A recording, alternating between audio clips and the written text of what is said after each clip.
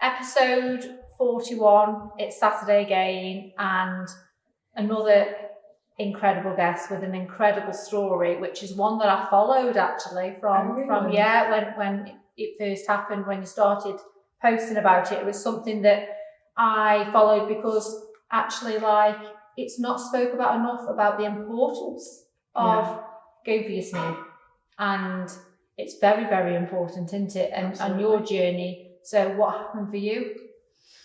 So I've always been for my SMEs anyway. Like, I always go on time, and whenever they send you a letter, I always go. But I was due on in September 2020, but it was around August time. I had 2 episodes of abnormal bleeding, so I basically bled after sex, and I'd never done that before. Like, it was completely abnormal. And you always say that, don't they? That can be a sign. This is it. And I think with being a nurse, I kind of knew that was a red flag. I was going to say, did you know the sort of red flags at that point? I think so. It happened the first time, and I thought, well, if it happens again, I'll go see my GP. And then it happened the second time, so I think that was like late August, and I've been for a weekend away. So I've come back from the weekend away, and I had the letter to say that my smear was due anyway. So I booked my smear, went to see the nurse, and then when she was doing my smear, I mentioned it to her. And she kind of said, oh, well, wait for your smear results to come back, and we'll see what happens. But I think because it was COVID as well, it was taking like 6 weeks for smear results to come back. Really? I don't know why, something just didn't feel right. You know your body as well, don't you? Absolutely. I think you absolutely know your body. Yeah, and I had no other symptoms at all. No. I was feeling absolutely fine. Probably a bit tired, but just put down to work and stuff. So I thought, it just doesn't feel right. So I spoke to my friend who's a practice nurse at a GP, and she said, no, bring back and get in to see a doctor. So I did that, and they examined me, and they basically said that my cervix looked rough. So it could have been like a number of things. Like, there's a dead common thing called ectropion. Which is that. Have you? Yeah. So where the cells are rough on the cervix, on the cervix basically, so it causes bleeding. But she said because it's a red flag, we'll refer you up to the hospital, and they'll probably want to do like a colposcopy or something and just make sure that everything's fine. So they referred me on the 2-week pathway up to the hospital. And then in the meantime, my smear results came back, and they come back as negative. So it come back as normal. So good job we didn't wait then. This is it, Because you just... Honestly, I thought, well, surely it mustn't, it must be fine, it must be nothing. Well, you would, wouldn't you? Because you just had your results back. Why would you think anything different? Because you trust people as well, don't you? You trust everything. Yeah, absolutely. So I went for the colposcopy.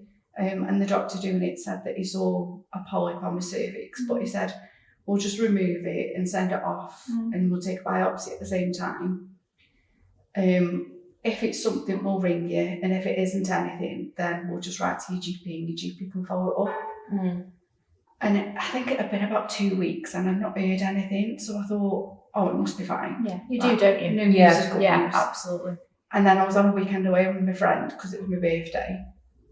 And they rang me on the Monday, and they said, oh, you've been discussing our meeting today, and the doctor wants to see you, but we've had a cancellation on Wednesday, will you come in? And I was like, yeah, that's fine, no worries. I now know that when they say it's a cancellation, it basically means we need to see you quick. It's not a cancellation, we just need to see you. So I went in on the Wednesday, and I sat down, because I was on my own as well, because it was COVID, so I wasn't allowed to take anyone. You had to deal with all that on your own? Everything on my own, And the doctor said to me, she didn't actually tell me that I had cancer, I had to ask her, because she was saying about like a tumour. And I was like, are you telling me I've got cancer? And she's like, yeah. I was like, wow. And it just floored me, absolutely floored me. Yeah. It must be like your whole world turning upside down, to have that negative result, and then to be sat in a room and somebody tell you that, like, what on earth do you do? I just didn't expect it. Well, you don't, do you? No. You don't expect it. No. And was it grades? So it was stage 3, so it was in my lymph nodes. So initially they said I'd probably have to have like a full hysterectomy, and that would probably remove it. But then when I had like the scans later on, they found out that it was in my lymph nodes. So they said, we can't do a hysterectomy because it'd still be there. So They did chemo and radiotherapy. I had 5 weeks of that. And then I had something called brachytherapy at the end, which is basically where they like put metal rods into you and connect the radiation directly to it. Really? Which was awful. It was barbaric, but it's a very old practice and it works. Like, you know, the statistics are there and it's good, and it basically fires radiation directly at the cancer. So I had that at the end, and then they basically said, right, you need to wait 12 weeks before we do another scan to see whether it's worked or not, because the radiation carries on working for 12 weeks. Yeah. Mentally, where were you at this? Going through, you're in COVID, you've got to go on your own. Did you have to go for the chemos on your own as well? Everything on your own, but I bet the nurses were incredible though. Oh weren't God, they? yeah. They were. They become really your good. family, I suppose, as well, don't they? Like, they become like your safe place, I suppose, as well, don't they? Absolutely. And because radiotherapy you have every day, so I was at the hospital Monday to Friday every day, and then my chemo I had every Thursday, so it was every week for my chemo. So it was, you do get to know them, and they are your family, it's true, like they really are. And they were amazing, they were so nice. But yeah, everything was on my own, and I think I was just in survival mode. I think I was just on this conveyor belt of you've got to do all this treatment. And it's only now really, like 3-4 years later, that I'm actually processing all of that and thinking, wow. It's the aftermath sometimes, isn't it? When you're running in it, I suppose, you know, in these sort of situations, you just keep going at a fast pace because you've got no other choice.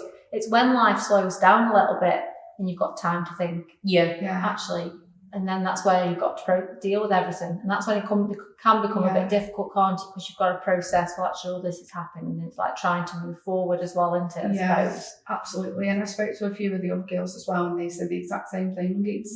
It's this bit now, it's after cancer, that's the hardest bit. Because when you're having your treatment, like you say, you're just in survival mode, you've got that adrenaline going. And now it's this bit, all of a sudden you're like, oh, now I need to navigate a new life, and I need to, you know, you don't have your old life and you grieve for that, but now you've got to navigate a new life and find a new path. Which must be hard because you've got, like, I suppose, two parts of you. You've got that person still and you're grieving that person and trying to move forward, but that person's perhaps still there. Do you know what I mean? It must feel like you're being pulled back sometimes. Yeah, this is it. So you had your radiotherapy, so you had that break. Yeah, so they said you need to wait 12 weeks until you can have another scan to see whether the treatment's worked. But it was about 6 weeks later that I started getting pain in my hip, and it was excruciating. And it was to the point where I started walking with a crutch, and then I started walking with 2 crutches. I remember. Then I couldn't put any weight on it at all, so I was in a wheelchair. And this was all literally within 2 or 3 weeks, I'd say. It was really quick. But I'd broken that hip before, like before cancer. Right. So I just thought, because they said the radiation can make your bones weak, so I thought, oh, maybe I've just got like a stress fracture there or something. But then when it started progressing really quickly, I was like, no, it's something. I just knew it had spread. So I went back and they referred me to orthopaedics, and they did an X-ray and a scan and everything, and I basically had like a large tumour at the top of my hip, like a huge tumour. And it wasn't there on the last scan just before I finished my treatment, so it had literally just come out of nowhere really quickly. Wow. Yeah. You are incredible. You really are. Like, I feel quite emotional, like, to go through all that, to go through the cervical cancer and then to be told the hip news as well. Like, oh my God. And then, so what happened next? So I was diagnosed then as stage 4 because it had spread to like a different organ. It was in my bones. So that means terminal. So, you know, there's no cure. It's always going to be there. And they basically said that if I didn't have any treatment, then I'd be dead in 6 months. And if I did have treatment that they were offering me, which was palliative chemo, then I'd have 18 to 24 months to live. So obviously I took the chemo. That's what I want to do. So I was having chemo, and I lost my hair that time, so I didn't lose my hair with the first chemo. So the second chemo, I lost my hair. They kind of said that, because again, I was still in a wheelchair. I was in so much pain, I couldn't put any weight through this hip at all. And Stoke kind of said, well, we can do a surgery to try and control your pain. Like we can basically put like a nail through and kind of, you know, get a little bit of your mobility back, but we're not going to be able to do anything with regards to like the cancer or anything. It's just a symptom management. And they said that I'd still be in a wheelchair. I still wouldn't be able to walk, but it's just for, you know, pain and stuff. And it was a big operation. So I asked for a second opinion. I mean, always ask for a second opinion. Yeah. And I said, you know, is there anyone else that you can refer me to? And my oncologist was amazing. She was so good. And she referred me down to Birmingham, to the Royal Orthopaedics. And I remember me and my mum went down on the Monday and they said, bring an overnight bag, because if we think you're suitable, then we'll do the surgery the next day. We'll do it. So we went down at 5 o'clock on the Monday, and he basically said, I think you've got a good chance that I can remove the majority of the cancer, and then chemo hopefully will mop up the rest. He said it's going to be a big operation. We're going to have to remove a lot of muscle. We'll basically replace the whole top of your leg, so the whole of my hip and sort of like halfway down my thigh. They said we'll replace all of that. We'll take a lot of muscle and everything away from around it. You'll have to learn to walk again. The top, I think they said like 10% of patients will walk with a stick. But he said, I think, you know, I'm happy to do it and I've got a good feeling about it. So honestly, like winning the lottery, isn't it? Yeah. So I stayed there. My mum came home and I stayed there, and that was on the Monday, and they did the surgery on the Wednesday morning. That's incredible. Yeah. Give you an absolute second chance. Yeah. And if you hadn't asked for that second opinion, I'd be dead. that's what's scary, isn't it? If you don't Yeah. ask for that second opinion, and actually is there other options? Nobody gives you them options, do they? No, it's mad, isn't That's it? fine. That they've just very much been like, no, we're not going to do it, and no, we're not going to do it. So yeah, Yeah. And I think this is the thing with stage 4 cancer as well. A lot of patients do just get written off. Yeah. And as soon as they see that it's spread, obviously their focus is then on the patients where it hasn't spread. Yeah. So I think a lot of the time you do just get written off, which is a shame. You know, it's really sad. We're still people. We're still Yeah, worthy of living. Absolutely. Yeah. So you had this surgery. So I had the surgery. I didn't anticipate how bad that surgery was going to be. Obviously, it was so quick. I went down on the Monday, surgery on the Wednesday. I remember waking up and it was just. I remember seeing the scar at first because it's huge. It literally goes from the top of my bum right the way down to the like middle of my thigh. I had like a back dressing on, so it's like this big dressing attached to a vacuum. The physios come straight away and said, right, we're going to get you out of bed, we're going to get you doing as much mobility as you can. Bloody hell. Actually the next day. They suppose they have to though, don't they? Because otherwise you seize up. And you know what? It is a good thing, but good grief. I remember standing up at the side of the bed and I was just like, I can't do it. I was so dizzy. And they got me with this little walking frame, and I don't know if you've seen the video. I did see I'm literally in this gown, I've got this walking frame and I've got my catheter bag hanging off the edge of it, and I'm just like one step at a time. And oh God, it was hard. It was really hard. And I think I was down there for about 10 days, but yeah, obviously I learned to walk again, and the physios were amazing, and they did some intense physio with me in the hydrotherapy pool and everything as well, and got me back up and walking. So I came back up to Stoke and carried on with my chemo. So I just had one round of chemo before my surgery, and then I had another 5 after that, and then I had more radiotherapy to my hip again. So that was like, so I had my surgery. So I was diagnosed where it had spread in April. I had my surgery in the June, and then I finished all my treatment in the December, and then I scan in the January. So that was like January 2022, and my consultant rang me the next day. So the idea of the scan was, we'll make sure that it's stable, we'll make sure that it's not spreading, we'll make sure that, it's not growing any bigger. And she rang me the next day, and I was at my mum and dad's, and as soon as I saw the number, I was like, oh God, this has got me back. I bet your heart just dropped, like a feeling like you can't even imagine, like, please, not no more. Absolutely, because she's never rang me the day after before. I was like, oh God, this is going to be horrendous, I'm going to be riddled with it, it's going to be everywhere. Yeah. And she rang me and she said, I've got your scan results in front of me, she said, and, you know, there's no cancer in your body. I was like, what? She said, That is yeah, you're in remission. absolutely. I could not believe it. Yeah. What a relief that must have been just Yeah. to hear them words. Yeah. That's You amazing. must have the most incredible mindset, strong mindset, because it must take its toll. It does. You know, to have the operation and get yourself up out of that bed and walk on that walking frame.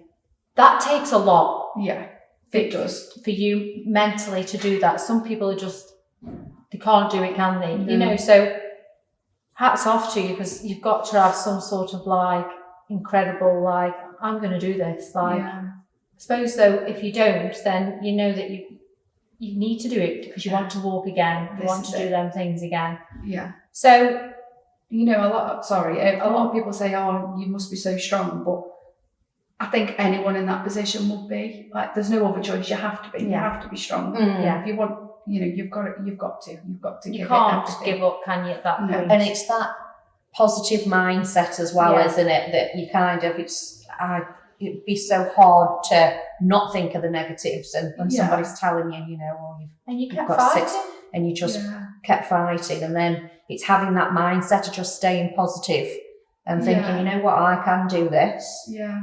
It's you've got to, haven't you? Like you Yeah. say. Don't get me wrong. I have my bad days. I had days where I thought, I can't do this anymore. And Yeah. I remember there was at one point when I was having my chemo, it just got to the point where I was like, I can't do it anymore. No. I think it was about halfway through, and Mm. I felt so unwell. I felt awful. Mm. Anyway, it turns out I had chemotoxicity, and Oh. I was being poisoned too much. Oh, Obviously, really? chemo was just Yeah. poisoned everything, done it, and I was being poisoned a bit too much. So Good grief. yeah, I ended up in hospital for about 6 weeks, I think, and I had neutropenic sepsis, and yeah, I had a lot going on. I paused my chemo for a bit, and Yeah. obviously once I sorted that, I started feeling a bit better and carried on after that. So, cancer free, But, yeah, and you remained cancer free. yeah. So I've been cancer free for 3 years now. That is It was absolutely. 3 years Did you just in use any January. alternative treatments? Did I see? Yeah, I Yeah. did. Yeah. So there's a few controversial ones which I probably shouldn't say on Oh, camera, right, so but- shall we leave that out there? Yeah, but anyway. no, I did. You did. And I did a lot of holistic stuff. So I did Yeah. a lot of Reiki, I did a lot of meditation, gentle yoga, a lot of mindset, crystals, Yeah.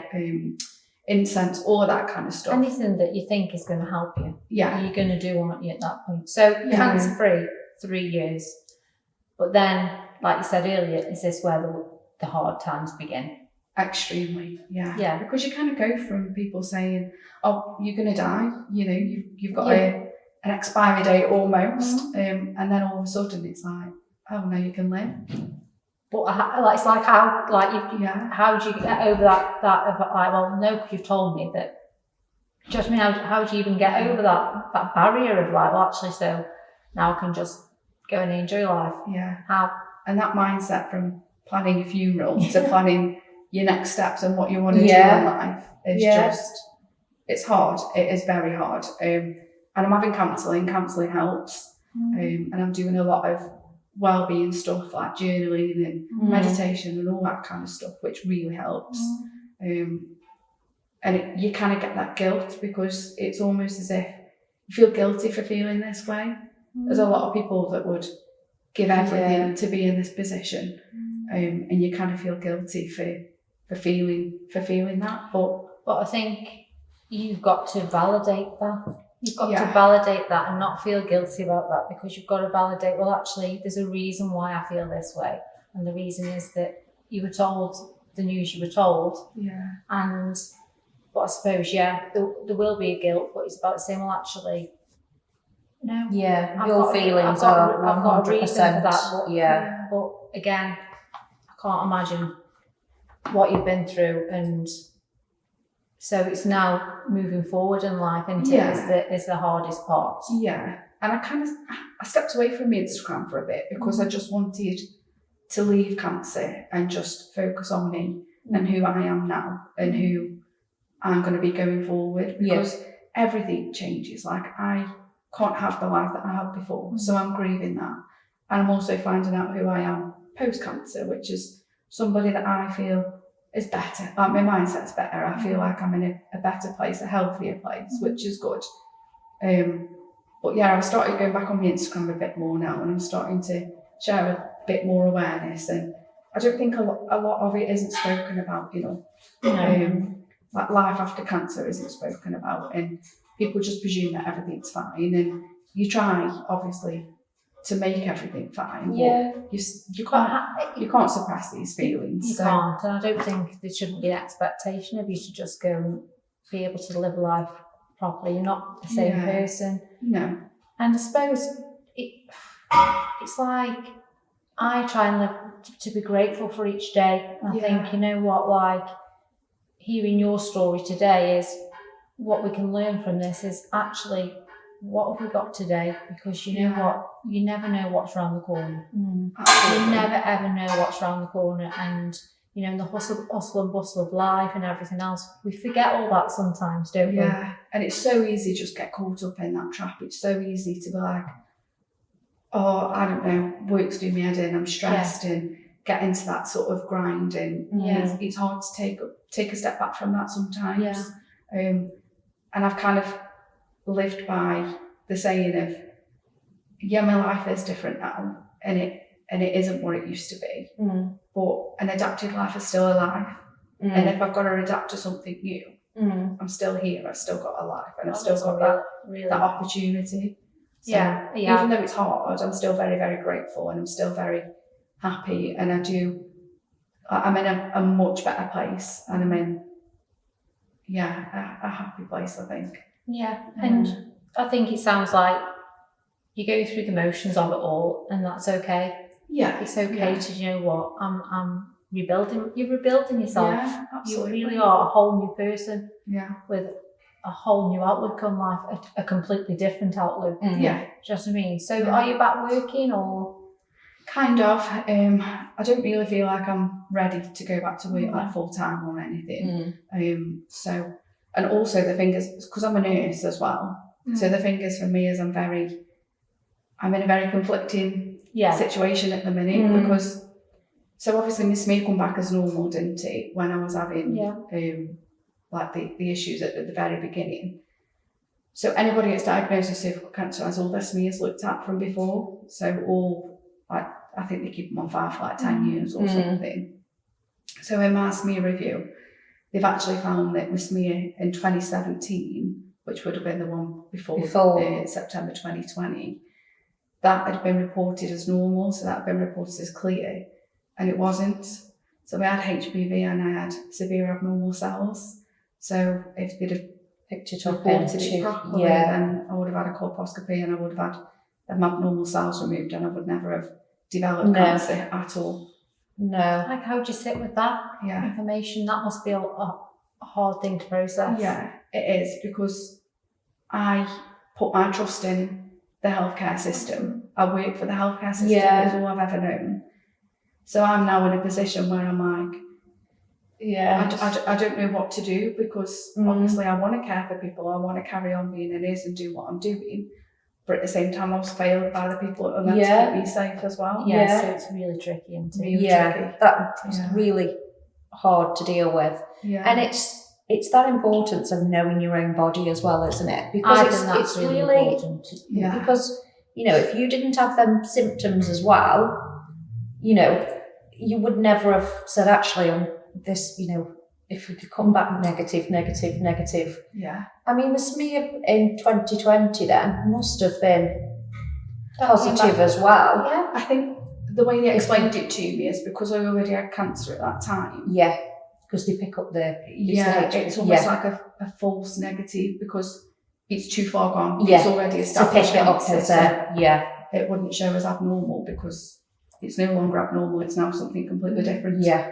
So let's go back to educating people. That's important, is the symptoms of cervical cancer, which is bleeding after sex. Yeah, bleeding after sex, bleeding after the menopause, any abnormal bleeding, it isn't part of your cycle, basically. And the idea is, if you get any symptoms, to not wait for your next smear, because even if your last smear was normal and then you start developing symptoms like 3 months later, you still need to go and get them checked out. So, and the issue is you go to the GP, and I've done it, for example, and you'll go and you'll say, well, I've had an episode or whatever. No, it's fine. Yeah, your smear was normal, it's all right. So there's another conversation that needs to be had here is push. Yeah. Push. Yeah. And you shouldn't have to push, but you will need to push. Yeah. If because you've got like a bad smell. Yeah. And I push. She's always at the GP. But you know what? Like, I know my own body, so I knew that something wasn't right, and they weren't going to refer me in. And I said, "Excuse me, I want to be referred in." And actually, I had to have something removed, but that doctor wasn't even going to refer me in, and I had to have something done. So if you have got any abnormal symptoms that aren't for you, and you go to your GP and they say, wait for your next smear, you say, no thank you, I need to be booked into the hospital today. Yeah, absolutely. It's there though, isn't it? It can is. absolutely save your life. Yeah, I was so lucky. My GP was amazing, Yeah. and they still are amazing now. Like they're still, Yeah. Because I'm in the menopause now, because of obviously my symptoms. Right.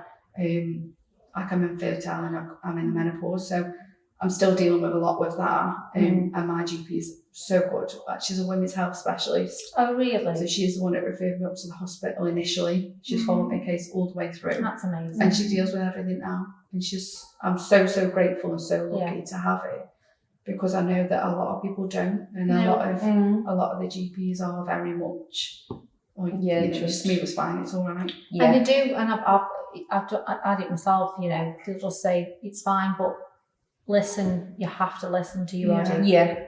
And the other thing is as well, there's 5 gynae cancers, and the only screen that we get in the UK is a smear which only screens for cervical cancer, and there's still womb, vagina, ovarian, vulva, so there's 4 others. Yeah, so we need to just be really mindful. Yeah, and there's no screen for that in the UK. There's no. So why is there no screen for that in the UK? Is there in other countries? Other countries do, yeah. So like a lot of European countries, they do a full women's health check every year. So they get like an ultrasound and they get. That's bonkers, isn't it? Yeah. Because not just for cancer, not just for cancer as well, for like endometriosis and other I think ovarian cancer is quite a sneaky one, they say, isn't it? It's quite, doesn't show you the symptoms like straight away. I just think it's about being aware, isn't it? About being like, Google the symptoms just so you can. I try and be hot on, because I think, you know what, you've got to be, haven't you? Yeah, absolutely. They must hate me at the GP. But you've got to. Yeah, my son was poorly when he was born, and he had brain surgery. And learning from that is that if you don't persist with them and you aren't like a bad smell, nothing gets done. Mm-hmm. You're just a number. Yeah, and that's really sad. But you are. But your story is one that has stuck with me from when you were first diagnosed. The video of you pushing yourself along. It's honestly, have you seen it? Yeah. No, because the strength and determination of you is incredible. And to sit here and to share your journey as well, which will, no doubt about it, help people. And I hope people from this go and get the smear. Can we talk about showing your vagina? Nobody's bothered. No, they genuinely don't. Please, if you're a young girl and you say, I can't go for my smear because I don't want to show my down below bits, listen, nobody cares. When I went for my first smear, I said to the woman, does my vagina look like everybody else's? And she says, let me tell you something. Nobody's vagina is the same, and I don't even look at it. I literally doing my job. Yeah. I think it comes with age that you're not bothered. You have kids. Yeah. But if I hadn't gone for my first smear at 25, so when I went for my first smear, I got severe chin 3. Is it? Yeah, that's what I had. So I had to have like a colonoscopy thing. Yeah. Is it like the loop? The loop. Yeah. And the importance is there, because if I just ignored that. Because at 25, there is a lot of people who, when I went for my smear and somebody who's 47, I've never had one with a laughing face. Yeah. And I just thought, Why would you not? You know, as you get older, I get at 25.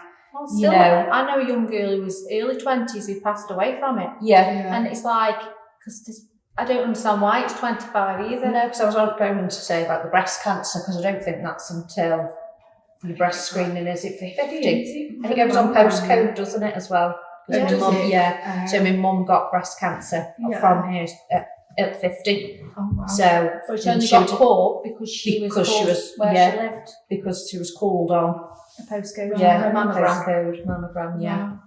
But I think the message is to just listen to your body. Yeah. And absolutely go get everything checked.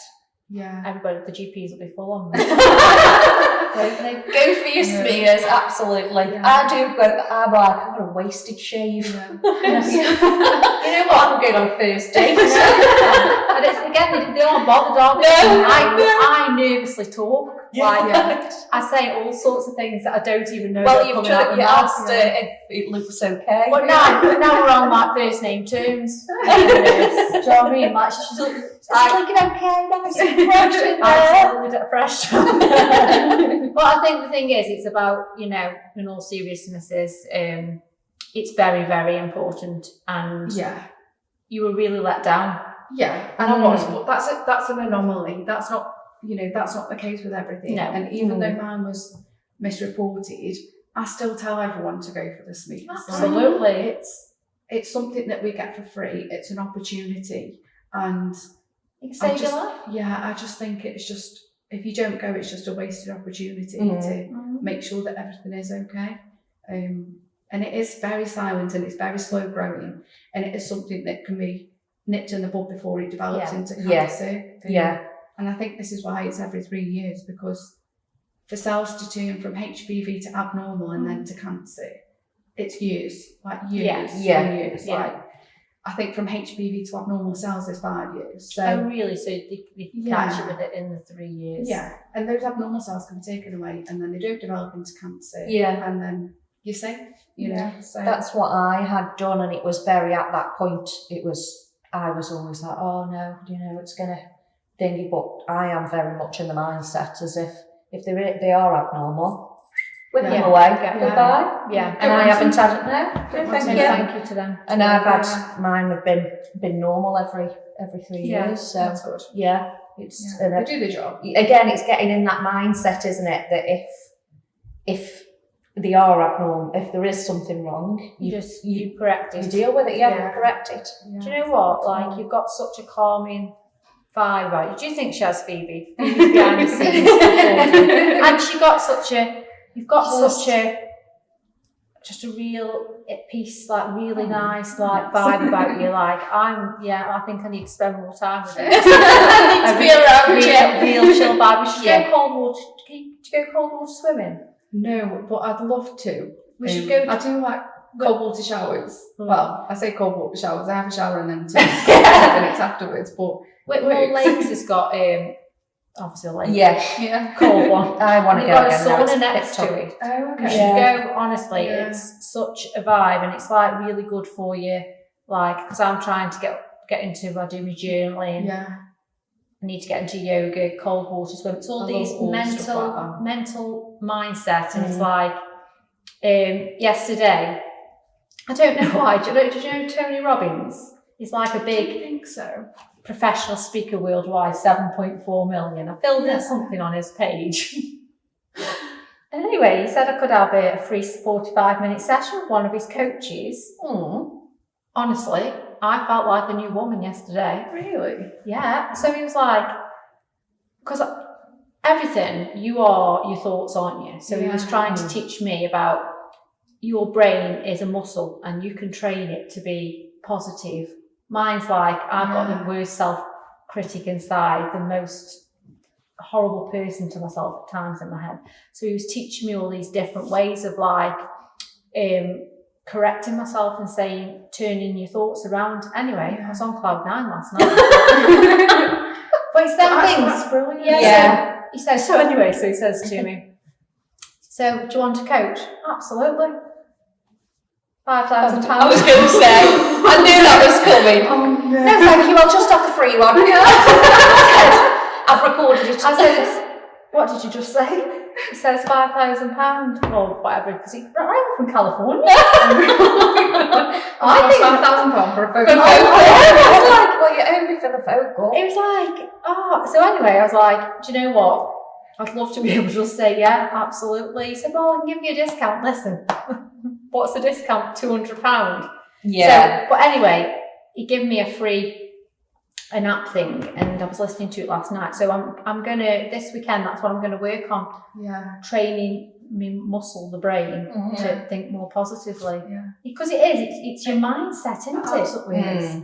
I think our minds can be our own worst enemies. Like, don't get me wrong, I get the worst anxiety and I get really negative thoughts sometimes. But it's about dealing. It's about learning those coping mechanisms and knowing how to switch it around. Yeah. Like, I'm forever talking to myself. I'm like, no, Charlotte, stop it. You're being ridiculous. I have numerous conversations with myself. So it's like being the observer of your thoughts. And so you can look at your thoughts, and I'm terrible for just running away with the negative thoughts. Yeah. So he asked me a question about positives yesterday, and I instantly, after about a few seconds, reverted back to negative. He said, that's where your mindset's running. You're running into the negatives. So he says, you've got to switch it around.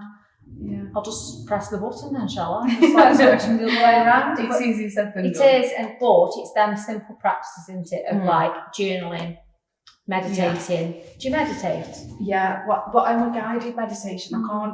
I can't switch my thoughts off enough to do it myself. Yeah.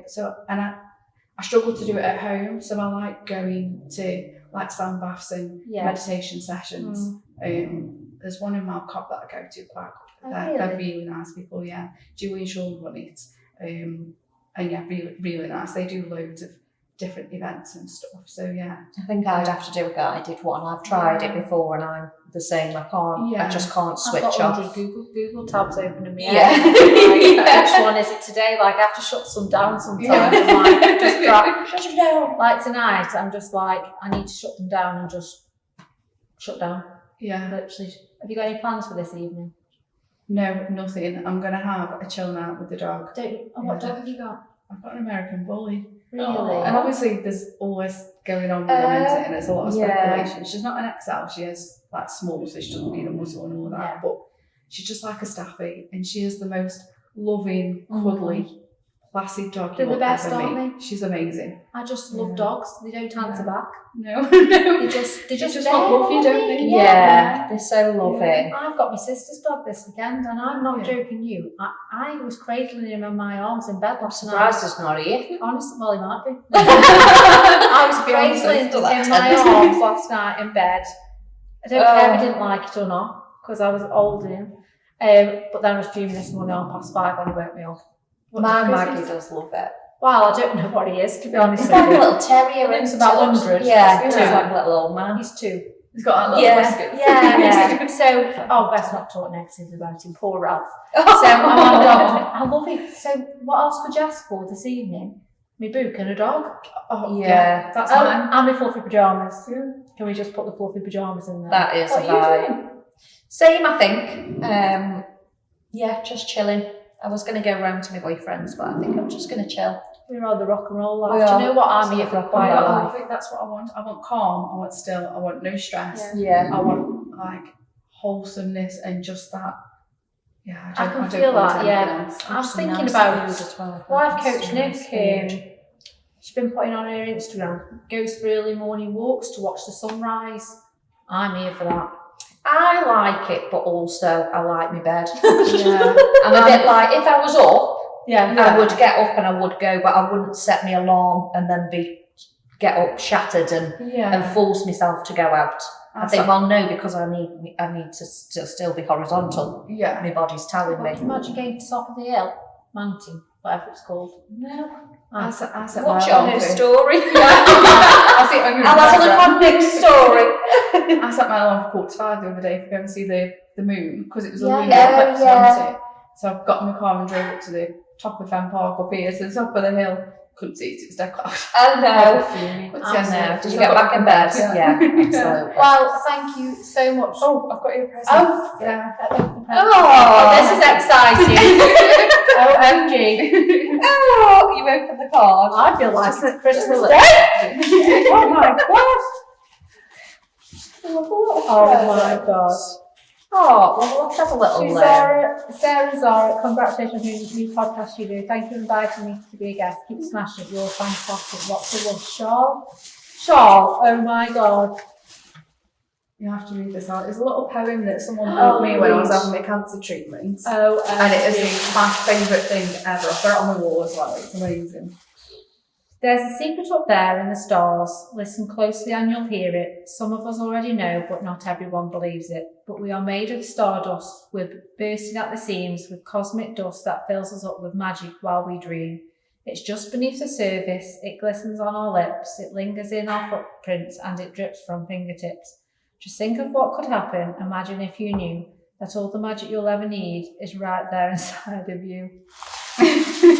I need to put that in my house. Thank you so much. That's so nice. Thank you. Also, that's so nice. Yeah. I'm all over the show now. But you know what? Like, one of the main reasons I do the podcast is I think, you know, in your hardest times when you can't see a way out, you show us that there is a way out. Yeah. And you're doing it every day. And even on your hardest days, which I'm sure you still have, you choose different for yourself. Yeah. And that's incredible. Absolutely. And you should be so, so proud of yourself. Thank you. So here's to Saturday. Yeah. Have a good one. Bye.